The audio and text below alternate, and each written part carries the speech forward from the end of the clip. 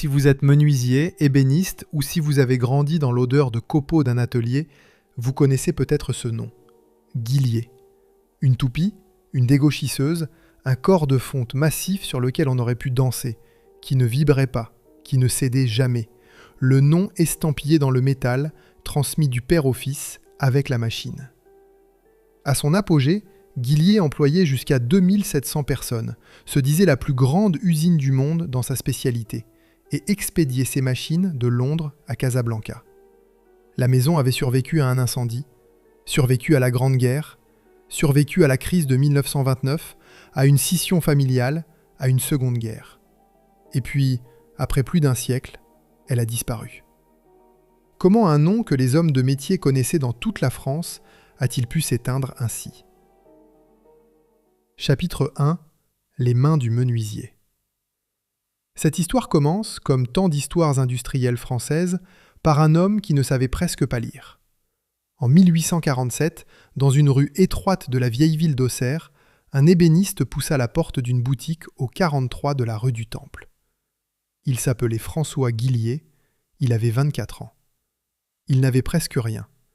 Il venait d'un village de la Puisée, Lavaux, au fond de cette campagne pauvre du sud de l'Yonne, où l'on naissait paysan et où l'on mourait paysan. C'était une terre d'argile et de bois, de tuiliers et de bûcherons, une France rurale que le siècle industriel n'avait pas encore touchée. On y vivait comme on y était mort depuis des générations. François Guillier, lui, n'y resta pas. Il partit faire son tour de France, comme les compagnons d'alors. De ville en ville, d'atelier en atelier, le jeune homme allait apprendre le bois sous la main des autres. Le geste du menuisier, celui de l'ébéniste, celui du charron. C'était une école sans livres, une école des poignets et des yeux. Et c'était l'école qui convenait à François Guillier, car il avait un défaut, et ce défaut allait faire sa fortune. Il n'aimait pas lire, il n'aimait pas écrire, il n'aimait pas les chiffres. Ceux qui l'ont connu disaient qu'il n'avait reçu qu'une instruction des plus sommaires, et qu'il ne s'en portait pas plus mal. Ce qu'il savait, il le savait avec les mains. Quand il s'installa enfin à Auxerre, il se fit d'abord marchand, de meubles, de tissus d'ameublement, le commerce ordinaire d'un artisan ordinaire. Puis, très vite, il regarda ailleurs. Ce qu'il regardait, jour après jour, c'étaient les gestes des hommes de métier. Il les regardait scier, raboter, mortaiser. Le poignet qui revient, l'épaule qui pousse, la lame qui mord le bois toujours au même endroit. Et il se posa une question qui n'était pas celle d'un artisan, mais celle d'un inventeur. Non pas comment faire ce geste mieux, mais comment le confier à une machine. Sans théorie, sans calcul. À force d'essayer, de rater, de recommencer. Par pur empirisme, dira-t-on plus tard, ce mot qui dit l'intelligence des mains quand elles se passent des écoles. En 1854, il déposa un brevet. On a dit que ce brevet fit sa fortune. Ce n'était que le premier d'une longue série. Le chemin ne fut pas droit. En 1864, un incendie ravagea ses ateliers, un de ces coups durs qui arrêtent un homme ordinaire. François Guillier, lui, reconstruisit. Et il reconstruisit plus grand, car les commandes arrivaient désormais plus vite que les murs ne pouvaient les contenir. La vieille ville, avec ses ruelles serrées entre la rue Haute-Perrière, la rue du Sauls et la rue Saint-Antoine, étouffait son atelier. Alors il sortit des murs. En 1885, il bâtit une usine neuve sur le boulevard Vaulabelle. 80 ouvriers. L'année suivante, il s'étendit le long du quai du Bâtardot, au bord de l'Yonne. 220 ouvriers. En une douzaine d'années, le fils de paysan qui n'aimait pas compter avait multiplié ses effectifs par 7, et son atelier de menuisier était devenu une manufacture. Il y a, aujourd'hui, dans le centre d'Auxerre, une rue qui porte son nom. Rue François Guillier. La plupart des gens qui l'empruntent ignorent qui était cet homme. Nous y reviendrons à la fin de cette histoire, car cette rue dira beaucoup. Pour l'heure, retenons seulement ceci. Un paysan de la Puisée, qui n'aimait ni lire ni écrire, venait de bâtir, à partir du geste d'une main de charpentier, les fondations de l'une des plus grandes entreprises que la France ait jamais connues dans sa spécialité. Il vit l'atelier devenir manufacture. Il ne verrait pas la manufacture devenir empire. Il mourut en 1901. Ses fils, eux, le verrait. Chapitre 2. La plus grande usine du monde. François Guilliet eut 4 fils, et il en fit les piliers de sa maison. Les 2 aînés, Germain, né en 1849, et Paul, né en 1853, apprirent le métier sur le tas, à l'atelier, comme leur père avant eux. Les 2 cadets prirent un autre chemin. Joseph, né en 1860, et Georges, né en 1863, partirent étudier à l'école des arts et métiers de Châlons-sur-Marne. Ils en revinrent ingénieurs. C'était une chose nouvelle chez les Guilliet. Le savoir des mains venait épouser le savoir des écoles. L'empirisme du père allait rencontrer la méthode des fils. Tout ne fut pas harmonieux. En 1905, Joseph rompit avec ses frères et partit fonder sa propre usine de machines à bois à Fourchambault, dans la Nièvre. Un concurrent du même sang, à quelques dizaines de kilomètres. Dans les familles industrielles, les brouilles de fratrie ont parfois la dureté du métal qu'elles travaillent. Mais c'est le plus jeune, Georges, qui allait devenir l'âme de la maison.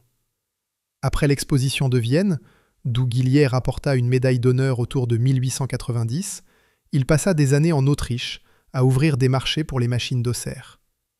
C'est lui qui créa le bureau d'études, le cœur pensant de l'usine, là où l'intuition se changeait en plan. Entre les 2 guerres, ce serait lui le véritable patron. Autour des fils gravitait encore un homme, Ambroise Commernia, le beau-frère, ingénieur de l'école centrale, qui apporta son atelier de charronnage dans le capital de la maison.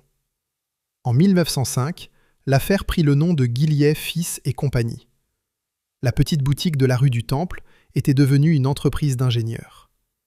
Et que fabriquait-on dans ces ateliers du bord de l'Yonne? Tout ce qui mord, coupe, perce et façonne le bois. Des scies, à ruban, circulaires, alternatives, des toupis, des perceuses, des mortaiseuses, des raboteuses, des dégauchisseuses. Et tous les outils qui les accompagnent, les lames, les mèches, les fers de moulure, les dents à tenons. Le catalogue comptait 240 références en 1895, 460 en 1914, près de 500 dans les années 20. Cela allait de la petite mortaiseuse horizontale à 150 francs jusqu'à la grande scie verticale à lames multiples, 12 500 francs, 18 000 kilos de fonte. Une seule machine pesait davantage que 2 éléphants. Voilà ce que signifiait le nom de Guilliet. La maison ne meublait pas les foyers de France. Elle armait les mains qui les meublaient. Derrière chaque menuisier, chaque charpentier, chaque ébéniste, chaque charron, chaque carrossier, chaque tonnelier, chaque sabotier du pays, il y avait le plus souvent une machine née à Auxerre. Les grandes scieries, les fabriques de wagons, les arsenaux de la marine, les ateliers de matériel agricole, tous achetaient Guilliet. Quand on dit que cette usine a meublé tout le pays, c'est par cet enchaînement qu'il faut l'entendre. Pas la porte d'armoire, mais la machine qui taillait la porte d'armoire. Pas la chaise, mais le tour qui façonnait son pied. Entre le 27 octobre 1854 et le 10 mai 1914, la maison déposa 27 brevets. Elle dominait le marché français. Elle exportait dans le monde entier. Et dans son catalogue de 1914, elle inscrivit cette phrase qui n'était pas une vantardise, mais un constat. Guilliet, la plus grande usine du monde dans cette spécialité. 5000 machines, toujours prêtes à livrer. 5000 machines en stock. Et des dépôts de vente à Paris, à Londres, à Milan, à Madrid, à Alger, à Casablanca. D'une boutique d'Auxerre, on expédiait des raboteuses jusqu'aux portes du Sahara. Que représentait tout cela pour une ville comme Auxerre? 22 000 habitants. Une modeste cité de rivières et de chemins de fer, chef-lieu d'un département rural de Bourgogne, sans charbon, sans grand fleuve, sans aucune des raisons qui font naître ailleurs les capitales industrielles. En 1913, Guilliet y employait 822 personnes et réalisait un chiffre d'affaires de 4 450 000 francs. À elle seule, l'usine faisait vivre directement près de 10% de la population de la ville. Auxerre n'avait pas une usine. Auxerre, pour une bonne part, était l'usine. et ce n'était pas encore le sommet. Chapitre 3. Le rythme de la fonte. Imaginez ce que c'était, arriver pour la première fois à l'embauche, un matin, au bord de l'Yonne. On entendait l'usine avant de la voir. Le martèlement sourd des presses, le hurlement des scies à ruban entamant le métal, et par-dessous, en permanence, le grondement continu de la fonderie qui ne dormait jamais tout à fait. On la sentait aussi avant de l'atteindre. L'odeur de l'huile de coupe, le fer chaud, le sable de moulage et cette poussière de fonte qui se glissait partout, sous les ongles, dans la trame du bleu de travail, au fond de la gorge. 30 ans plus tard, les anciens la décriraient encore comme s'ils avaient quitté l'atelier la veille. C'était l'odeur de leur vie de travail. Au commencement de chaque machine Guillier, il y avait la fonderie. Rue Giraud, on coulait le métal en fusion dans les moules de sable, et c'est de là que sortaient ces bâtis massifs, ces corps de fonte aux nervures épaisses qui faisaient toute la réputation de la maison. Un bâti Guillier, on aurait pu danser dessus. Il ne vibrait pas, il ne bougeait pas. Posé sur le sol d'un atelier, il y restait pour le siècle. Cette épaisseur de fonte, ce poids volontaire, c'était la signature de la maison. C'était son orgueil. Ce serait un jour sa condamnation. Mais nous n'en sommes pas là. De la fonderie, la pièce passait à l'ajustage. Là travaillaient les hommes qui faisaient la différence entre une bonne machine et une machine Guillier. Ceux qui limaient, ajustaient, montaient au centième près ce que la fonte avait livré au millimètre. L'un d'eux mérite d'être nommé. Jules-Henri Picard, fils d'un charpentier de marine.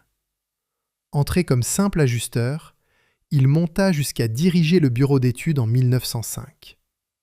Un homme curieux de tout, qui construisait ses propres appareils photo, le soir, chez lui, pour le plaisir de comprendre comment les choses tiennent ensemble.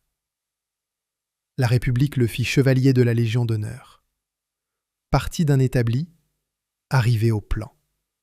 À Auxerre, ce chemin-là existait encore, et il disait quelque chose de ce qu'était la maison. Puis venait midi. Dans une usine française, midi n'était pas un sandwich avalé debout. C'était le repas. Entrée, plat, fromage, parfois un verre de vin, pris ensemble, à table. Une heure où l'homme cessait d'être une paire de bras pour redevenir un homme. La cantine au cœur de l'atelier, c'était la civilisation glissée à l'intérieur du bruit et de la fonte. Et dans une usine comme Guillier, cette heure-là appartenait aux ouvriers autant qu'aux patrons. Car Georges Guillier avait bâti autour du travail tout un monde. Une politique sociale qu'on dirait aujourd'hui en avance sur son temps. Une boucherie coopérative, une coopérative de distribution gérée par les ouvriers eux-mêmes, dont l'entreprise fournissait les locaux et le capital de départ, des jardins ouvriers, une caisse de secours pour la maladie, une caisse de retraite, une aide à l'accession à la propriété et une fanfare, car une usine de cette époque avait sa musique comme elle avait sa sirène. Les maisons d'ouvriers se dressaient dans le quartier Saint-Gervais, du côté de Brazza. La salle des fêtes de l'entreprise existe encore aujourd'hui. C'est la salle Volabelle. Le paternalisme industriel, c'était cela. Un patron qui donnait le logement, la santé, les loisirs, en même temps que le salaire. Mais le patron qui donne est aussi le patron qui tient. Quand on possède la maison de l'ouvrier autant que son emploi, on possède l'ouvrier tout entier. Les ouvriers le savaient.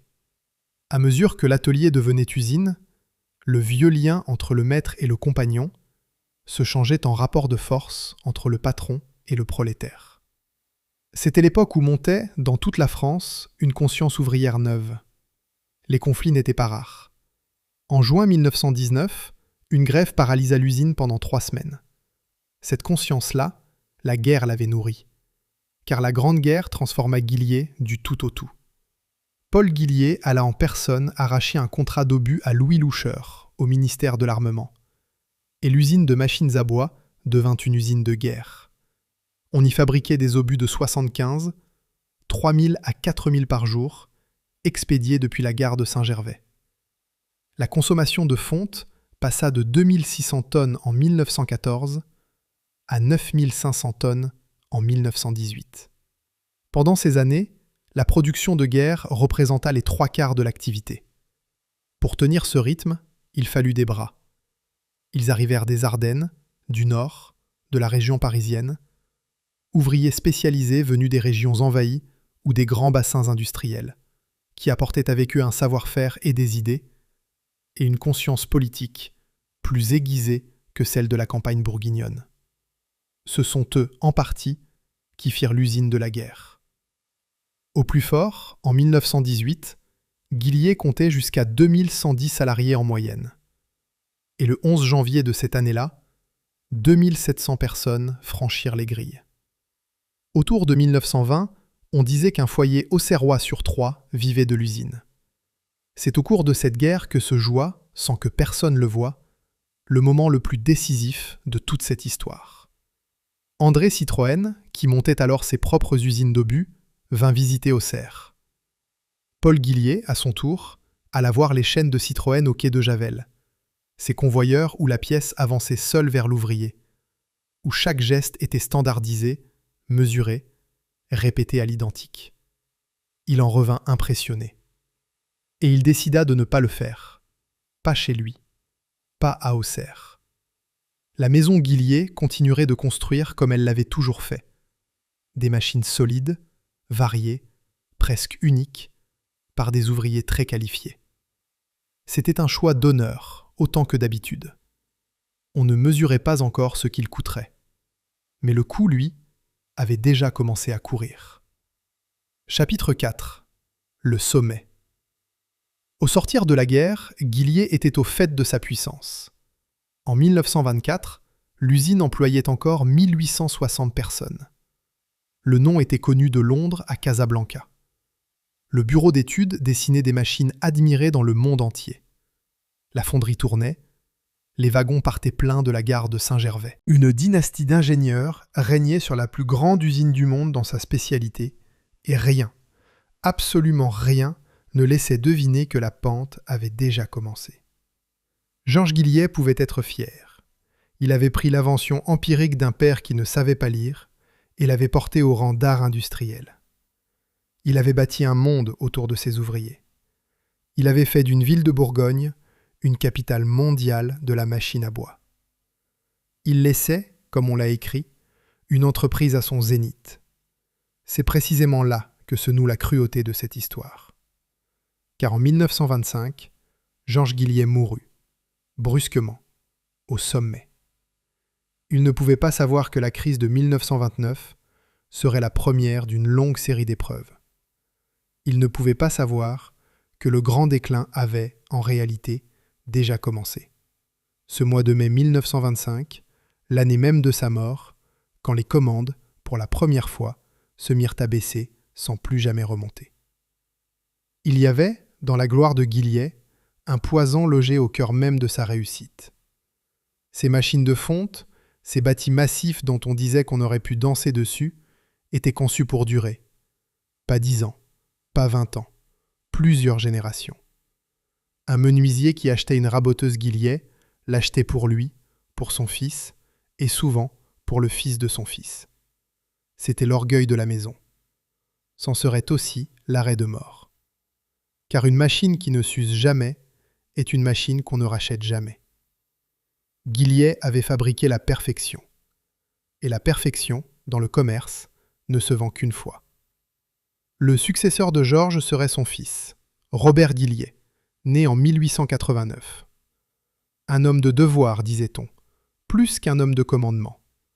Aux compétences techniques limitées et qui aimait par-dessus tout les machines lourdes et solides, conformes à la tradition. Au moment précis où le monde allait demander à Guillier de tout repenser, la maison passait aux mains de celui qui, plus que tout autre, voulait que rien ne change. Le sommet était atteint. Devant, il n'y avait plus que la descente. Chapitre 5. Le marché qui ne revenait pas. Le déclin de Guillier n'a pas commencé par un coup de tonnerre. il a commencé par un silence dans les carnets de commandes. Mai 1925. Les chiffres baissent. Légèrement d'abord. Pas de quoi alarmer une maison qui se croit éternelle. On met cela sur le compte d'un creux passager, d'une mauvaise saison. On attend que cela remonte. Cela n'est jamais remonté. Quand la crise de 1929 est arrivée, elle n'a pas ouvert la plaie. Elle l'a élargie.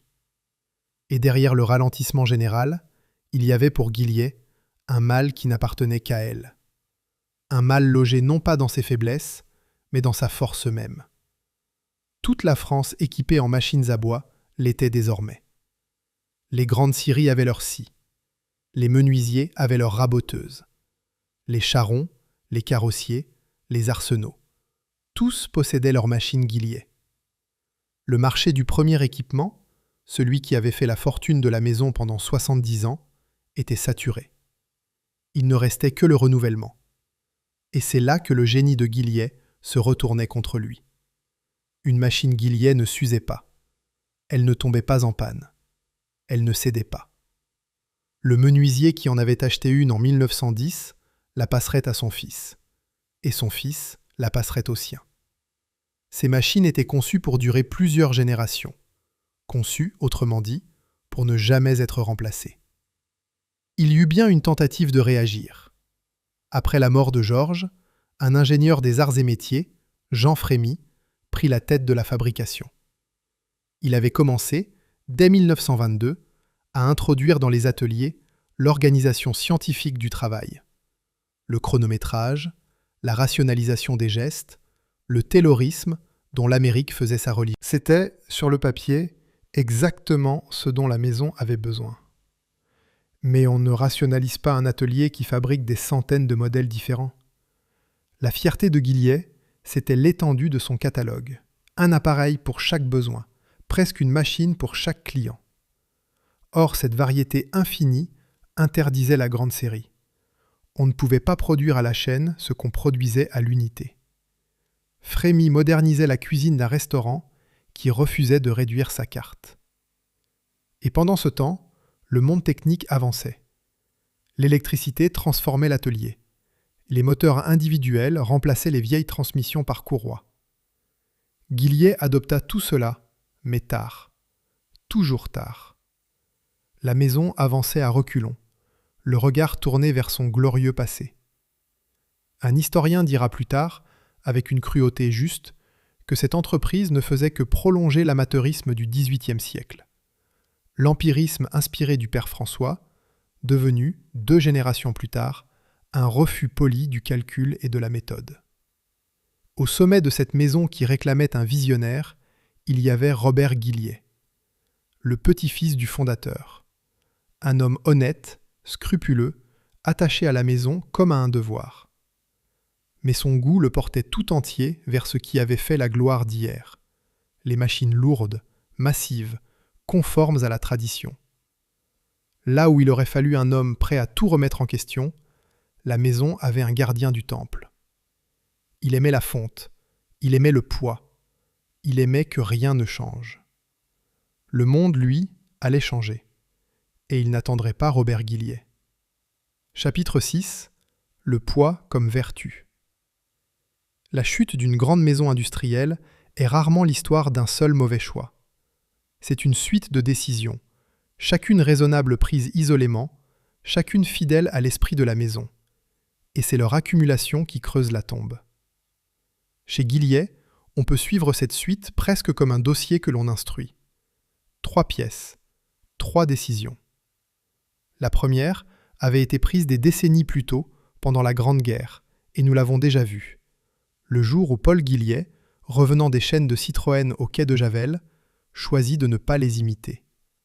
C'était le péché originel. Pas une faute morale, un choix de fierté.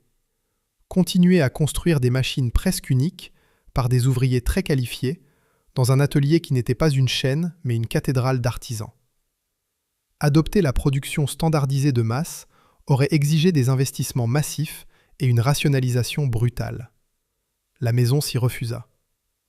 Et elle se condamna ainsi, dès les années 20, à des coûts de production élevés, mal maîtrisés, structurellement supérieurs à ceux qui viendraient bientôt la concurrencer. Car ils sont venus. La deuxième pièce du dossier n'est pas un acte unique, mais un entêtement, celui de rester fidèle au bâti de fonte massif quand le marché, lui, basculait. Après la guerre de 1945, dans une Europe qu'il fallait reconstruire, une concurrence nouvelle surgit, italienne surtout.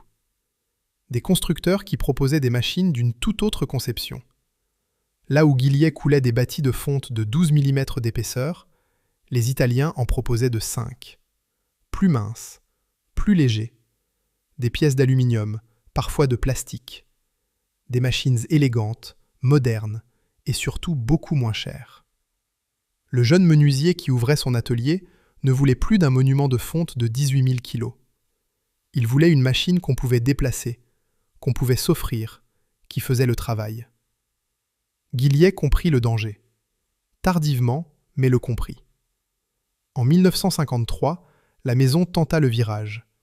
Abandonner peu à peu la fonte coulée pour le mécano soudé. Des bâtis d'acier soudés, plus légers, plus modernes. C'était la bonne intuition. Ce fut une exécution désastreuse. La maison ne maîtrisait pas cette technique. Les bâtis se déformaient, les scies vibraient, les toupies tremblaient. Des machines durent être sacrifiées. La maison qui s'était bâtie sur une réputation d'absolue solidité livrait maintenant des appareils qui bougeaient. Et le pire, c'est que sa propre clientèle ne suivait pas. Une partie des acheteurs de Guilliet aimait la fonte précisément pour ce qu'elle pesait. Encore en 1967, on relevait que dans ce métier, le poids respectable était traditionnellement considéré comme un critère de qualité. Une machine lourde était une bonne machine.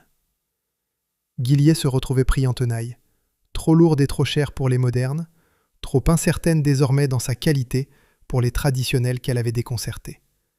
Elle avait perdu les deux marchés à la fois. Robert Guilliet n'était pas l'homme pour résoudre cette équation. Il mourut d'ailleurs en 1943, en pleine tourmente. La troisième génération s'éteignait sans avoir trouvé la sortie. Et la maison, désormais, ne faisait plus que reculer, lentement, année après année. Les effectifs fondaient, les ateliers se vidaient à mesure que les anciens partaient sans être remplacés. Le nom restait prestigieux.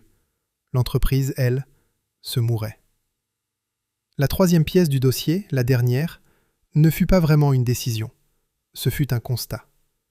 En 1978, après plus d'un demi-siècle de descente, Guilliet déposa son bilan. La maison fondée en 1847 par un ébéniste de la Puisaye était en faillite. Il y a, dans ce mot, faillite, quelque chose qui ne dit pas l'essentiel. Une faillite, on l'imagine soudaine. Un krach, une fermeture, des grilles qui claquent un matin. Mais celle de Guilliet n'avait rien de soudain. Elle était l'aboutissement d'une agonie de 53 ans, commencée ce mois de mai 1925, où personne n'avait su lire les chiffres. La faillite de 1978 n'était que la signature au bas d'un arrêt rendu une demi-vie plus tôt. L'année suivante, en 1979, la famille Guilliet perdit le contrôle de l'entreprise. 4 générations, le fondateur, ses fils, son petit-fils. Et puis plus rien. L'empire familial qui avait fait vivre une ville entière passa à d'autres mains. Des mains dont les archives accessibles ne nous disent même pas, avec certitude, le nom. Une maison qui avait porté sa marque sur des machines expédiées jusqu'au Sahara s'éteignait dans une discrétion telle que le nom de celui qui ramassa les morceaux s'est perdu. Chapitre 7. Une faillite sans dernière coulée. Il n'y a pas eu pour Guilliet de dernière coulée. C'est cela peut-être le plus dur à dire. Dans tant d'histoires d'usines, il y a un dernier jour. Une dernière équipe. La sirène qui sonne une ultime fois. Les ouvriers qui sortent avec leurs outils dans la poche de leur bleu. Un moment qu'on peut dater, filmer, pleurer. Guilliet n'a pas eu droit à cela. Sa mort fut si lente qu'elle n'eut pas de date. Les sources elles-mêmes se contredisent. Certaines parlent d'une fermeture définitive des ateliers d'Auxerre dès 1979. D'autres décrivent des bâtiments qui ne disparaissent vraiment que dans les années 2000.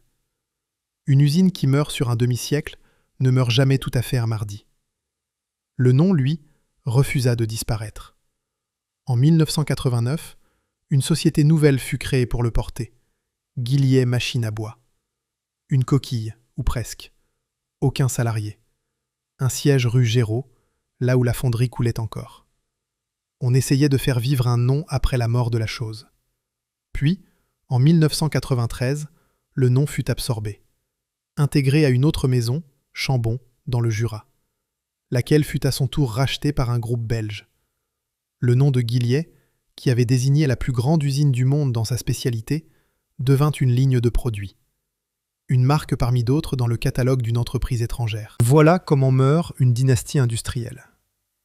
Pas dans le fracas, dans l'absorption, dans le démembrement administratif, dans une succession de raisons sociales et de codes d'activité que plus personne, à Auxerre, ne suivait.